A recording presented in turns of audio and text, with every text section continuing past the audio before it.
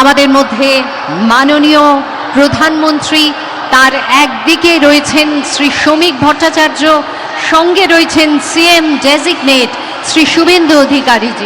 অবশেষে শ্যামাপ্রসাদ মুখোপাধ্যায় বাংলায় বঙ্গ জয়ের স্বপ্ন পূরণ করল ভারতীয় জনতা পার্টি বিজেপি, আর সেটা করলো একটি অত্যন্ত পূর্ণ দিনে।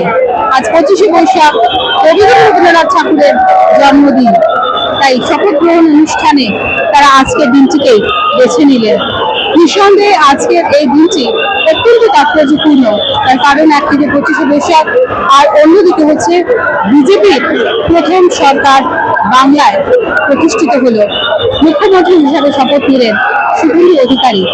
আজকের এই অনুষ্ঠানে শুভেন্দু অধিকারীকে সাথে করে একসঙ্গে প্রধানমন্ত্রী নরেন্দ্র মোদী এসে পৌঁছলেন শপথ গ্রহণের এই অনুষ্ঠানে।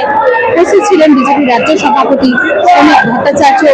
তো নিঃসন্দেহে সব মিলিয়ে আজকের এই যে অনুষ্ঠান, এটা একটা ঐতিহাসিক এবং একটা অন্য মাত্রা যোগ করলো বলাই বাহুল্য।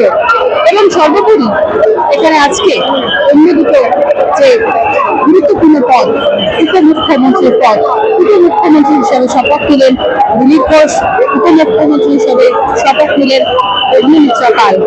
এবং বিজেপির বহু কর্মী সমর্থক আজকের এই অনুষ্ঠানে উপস্থিত ছিলেন। কর্মী সমর্থকরা ছাড়াও আজকে উপস্থিত ছিলেন বিজেপির বিভিন্ন রাজ্যের উচ্চস্তরীয় বিভিন্ন নেতৃবৃন্দ।